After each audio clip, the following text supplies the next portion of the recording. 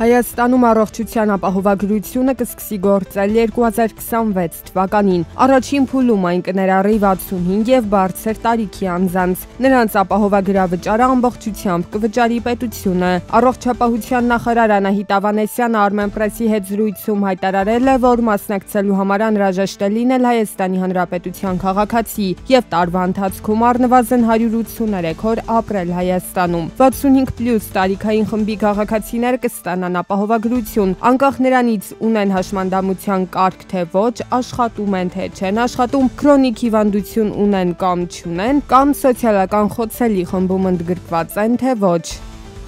Բնապահպանության եւ ընդերքի տեսչական մարմինը վարչական վարույթ է հարուցել Սևան ազգային պարկում հայտնաբերված աղբի կուտակումների պատճառով։ Աղբի տեղափոխման աշխատանքները կազմակերպվել են ոչ կանոնավոր ձևով, ինչի արդյունքում աղտոտվել է 81 հեկտար հող։ Հաշվարկվել է հողային ռեսուրսներին պատճառված վնասը ավելի քան 33 միլիոն դրամ։ Առերևույթ հանցանքի մասին հաղորդում է ներկայացվել քննչական կոմիտե։ Այս տարվա հուլիսին Հայաստանում գրանցվել է 2839 նոր կազմակերպություն եւ անհատ ձեռնարկատեր։ Ամենաշատը գրանցվել են անհատ ձեռնարկատերերը 1973։ Նրանց հաջորդում են սահմանափակ պատասխանատվությամբ ընկերությունները թվով 798։ Գրանցվել են նաեւ մի քանի հասարակական կազմակերպություններ, հիմնադրամներ եւ փակbaşնետիրական ընկերություններ, համայնքային ոչ առևտրային կազմակերպություններ ու համատիրություններ։ Տվյալները ներկայացնում էր վիճակագրական կոմիտեն։ Ժամանակավոր անաշխատունակության եւ մայրության նպաստների էլեկտրոնային համակարգում որոշ դեպքերում կարող են առաջանալ տեխնիկական կամ տվյալների համադրման խնդիրներ, տեղեկացնում են աշխատանքի եւ սոցիալական հարցերի նախարարությունից։ Նախարարությունը հորդորում է քաղաքացիներին նման դեպքերում կապ հաստատել 114 զանգերի կենտրոնի հետ կամ գրել benefits shnig@mlsa.am էլեկտրոնային հասցեին։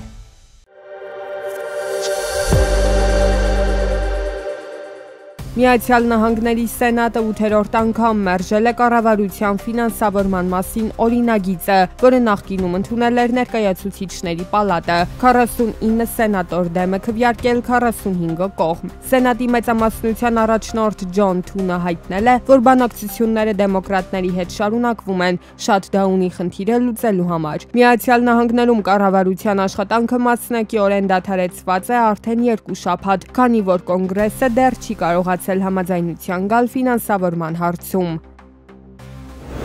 Ռուսաստանը չի պատրաստվում կատարել Մարդու իրավունքների եվրոպական դատարանի որոշումը Վրաստանին փոխհատուցում վճարելու վերաբերյալ։ Այս մասին հայտարարել է Ռուսաստանի նախագահի մամուլի քարտուղար Դմիտրի Պեսկովը։ Միեդը Վրաստանն ընդդեմ Ռուսաստանի գործով պարտավորեցրել էր Ռուսաստանին Վրաստանին վճարել ընդհանուր 253 միլիոն 18 հազար եվրո, որպես բարոյական վնասի փոխհատուցում։ Փոխհատուցումը վերաբերում է ավելի քան 29 հազար անձի, որոնց նկատմամբ եվրոպական դատարանը նախկինում արձանագրել էր խախտումներ։ Դոնալդ Թրամփը սպառնում է մաքսատուրքեր սահմանել Իսպանիայից ներմուծվող ապրանքների վրա։ Մադրիդը հրաժարվել է պաշտպանական ծախսերը բարձրացնել մինչև հնայի 5%-ը։ Թրամփը հայտարարել է, որ Իսպանիան ՆԱՏՕ-ի միակ անդամն է, որը չի կատարել իր պարտավորությունը եւ հավելել է, որ հնարավոր է անգամ քննարկվի երկրի դաշինքից հեռացման հարցը։ Իսպանիայի իշխանությունները պատասխանել են, որ երկրի զինված ուժերը պատրաստ են կատարել բոլոր պարտավորությունները, առանց ծախսերը այդքան բարձրացնելու։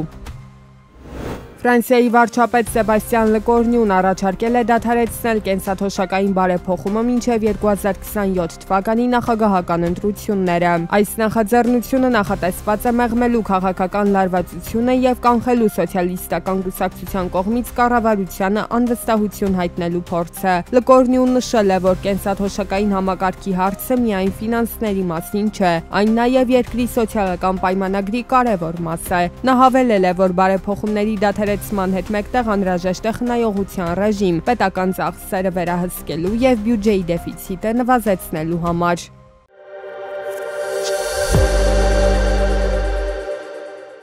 Քաղաքացիները հնարավորություն կունենան անշարժ գույքի առուվաճառքի եւ այլ պայմանագրեր կնքել եւ գրանցել ամբողջությամբ էլեկտրոնային եղանակով առանց նոտարական վավերացման։ Գործարքի ընթացքում գնորդը եւ վաճառողը կհաստատեն պայմանագրի ստորագրումը առցանց եղանակով, որից հետո այն ավտոմատ կերպով կուղարկվի կադաստրի տեղեկատվական շտեմարան եւ կգրանցվի առանց ռեգիստրի մասնակցության։ Ես եմ համակարգը այսօր գործում է այդ մեթոդաբանությամբ կամ ID card կամ eSIM card, որով ինքը կարողանում է համապատասխանաբար թվային ստորագրություն դնել։ Մենք արդեն իսկ ինտեգրել ենք, տեստավորել ենք այդ ամեն ինչը, մեր բազաները աշխատում են առանց որևէ խնդրի, ներկայությամբ էլ յուրաքանչյուր քաղաքացիների համար գործում է անձնական գրասենյակը e-cadastr.am կայքում եւ երբ որ քաղաքացիները մուտք են լինում այդ կայք, խիստ նույնականացման ռեժիմը անցնում են համապատասխան թվային ստորագրությամբ, ապա իրենք այնտեղ կարող են տեսնել այս պայմանությամբ իրենց անվան տակ գրանցված բոլոր անշարժ գույքերը։ Ինքնական շինությունների Հայաստանի բազմաթիվ բնակավայրերում ամեն քայլափոխի կարելի է հանդիպել։ Երևանում օրինակ բազմաթիվ նման ավտոտնակներ կան։ Կադաստրի կոմիտեի նախագահի խոսքով մինչև 2005 թվականը ինքնական շինությունները հաճախ օրինականացվել են առանց հողի նկատմամբ սեփականության իրավունքի, ինչը ներկայումս օրենսդրությամբ բացառվում է։ Այսօր նման հարցերը կարգավորվում են համայնքների գլխավոր հատակագծերով։ Ինքնական շինությունների հաշվառման նոր փաթեթը արդեն ուղարկվել է կառավարություն եւ դրա հաստատումից հետո այն կներկայացվի ազգային ժողով կարգավորումների նոր փուլ ապահովելու համար։ Եթե կլինեն մարդիկ մեր Հայաստանի Հանրապետության քաղաքացիներ, ովքեր որ ժամկետային բաց թողել մոռացել էին, թող ուշադիր լինեն եւ հավանաբար եկող տարվա որոշակի հատվածում իրենք ունենան հնարավորություն հաշվառելու։ Հիփոթեքային վարկավորմամբ կնքվող պայմանագրերում են փոփոխություններ սպասվում։ Առաջարկվող նախագծով հնարավոր կլինի այսպիսի պայմանագրերը իրավունքի պետական գրանցման ներկայացնել առանց նոտարական վավերացման։ Հիմնավորումը հետևյալն է. բանկերն ու վարկային կազմակերպությունները մինչ վարկ տրամադրելը իրականացնում են անհրաժեշտ ուսումնասիրություն։ Մենք տալիս ենք հնարավորություն, երբ որ քաղաքացին, ով ուզում է գույք ձեռք բերել, վաճառողն է եւ համապատասխան գործարքը կնքվում է հիփոթեքային վարկավորմամբ, ապա իրենք իրար մեջ այդ երակող պայմանագիրը ստորագրեն եւ էլեկտրոնային համակարգով բանկը ներկայացնի կադաստրի կոմիտեի իրավունքի պետական գրանցման։ Այսպիսով Հայաստանից դուրս գտնվող անձը կարող է ներդրում կատարել Հայաստանի Հանրապետությունում գտնվող անշարժ գույքի մեջ առանց լիազորագրի եւ ներկայացուցչի։ Իդեպ քաղաքացին ինքը կարող է որոշել պայմանագիրը կնքել նոտարական վավերացման եղանակով, թե առանց դրա։